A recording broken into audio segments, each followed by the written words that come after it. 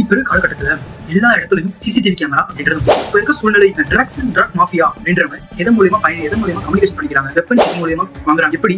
ஏன்னா ஏர்போர்ட்ல போலீஸ் இருக்கு, ரயில்வே ஸ்டேஷன்ல போலீஸ் இருக்கு, செக் போஸ்ட் இருக்கு, எல்லாத்தையும் மீறி எப்படின்றத இந்த வீடியோ நம்ம தெளிவா பார்க்க போறோம். I am Veera, hello my dear பிஜிஸ்.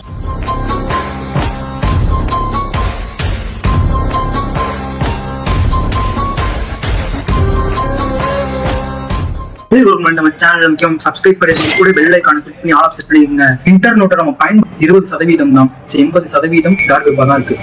இது ஒரு வெப். நம்ம நார்மலா யூஸ் பண்ற கூகுளோ, ஃபேஸ்புக், இன்ஸ்டாகிராம் மாதிரி ஒரு வெப் தான். அதுக்கு பேரு டார்க் வெப்.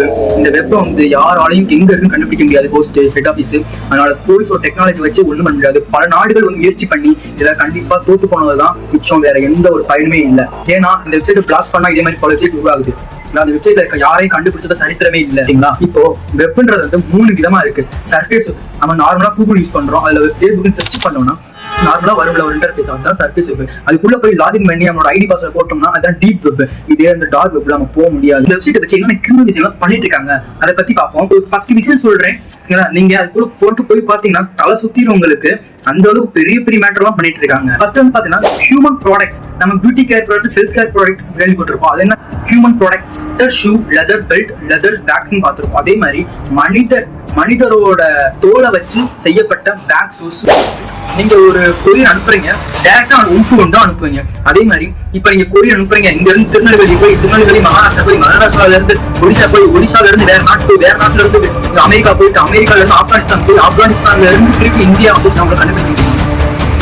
அது எப்படின்னா ஒரு 10 கவர் போட்டு வச்சிருப்பாங்க ஒரு கொரியர்ல, ஓகேங்களா? அந்த ஒரு கவரை பிரிச்சோட நீ போய் இங்க போய் போஸ்ட் பண்ணு அப்படின்னு கொடுத்துருப்பாங்க.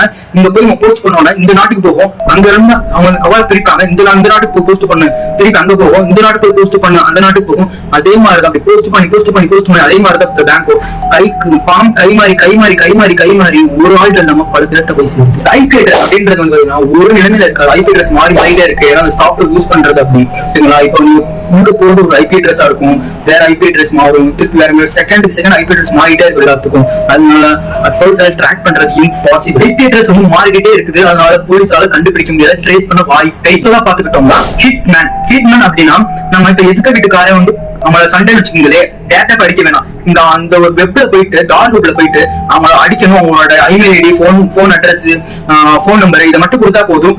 ஆட்டோமேட்டிக்கா அவங்க பணம் கட்டினா போதும், பணம் அதிகமா இருக்கும். பிட்காயின் கட்டணும், ஓகேங்களா? நார்மலா டாலரோ இல்ல ருபீஸ் கட்ட முடியாது, பிட்காயின்ஸ் தான் கட்ட முடியும், ஓகேங்களா? நீங்க தேவையில்ல, அவங்களே போய் அடிச்சுட்டு கொண்டு வருவாங்க. அந்த கை எடுக்கணும்னா ஒரு அமௌண்ட், கால் எடுக்கணும்னா ஒரு அமௌண்ட், அடிக்கணுமா, கையெழுத்து குத்தணுமா, தலை வெட்டணுமா அப்படின்ற மாதிரி ஒரு கிரிமினல் கூலிப்படையே அவங்க வந்து வச்சு நடத்துறாங்க. ஆனா அது யாரு என்ன இது வரைக்கும் யாருக்குமே தெரியல. இந்த ஹியூமன் ஆர்கன்ஸ், இப்ப ஒரு பணக்காரர் இருக்காரு, அவருக்கு வந்து கிட்னி ஃபெயிலியர் அப்படின்னு பாத்துட்டோம்னா, கிட்னியே கிடைக்கல அப்படின்னா இந்த வெப்சைட்ல போயிட்டு நீங்க ஒரு ரிப்போர்ட் மட்டும் போட்டீங்கன்னா, இந்த ஆப்பிரிக்கால ஒரு குரூப்ஸ் இருக்காங்க.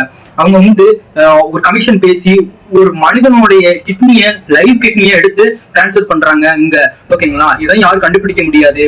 ஏன்னா இதெல்லாம் டார்க் வெப். ஃபேக் டாக்குமெண்ட் பாத்தீங்கன்னா, இப்போ நீங்க இந்தியால இருக்கீங்க, உங்களுக்கு பாஸ்போர்ட் வந்து பேன் ஆயிட்டு வச்சுக்கீங்களே, உங்களுக்கு ஃபேக் பாஸ்போர்ட் அப்படியே அச்சடிச்ச மாதிரி ஒரு ஃபேக் பாஸ்போர்ட் கிரியேட் பண்ணுவாங்க.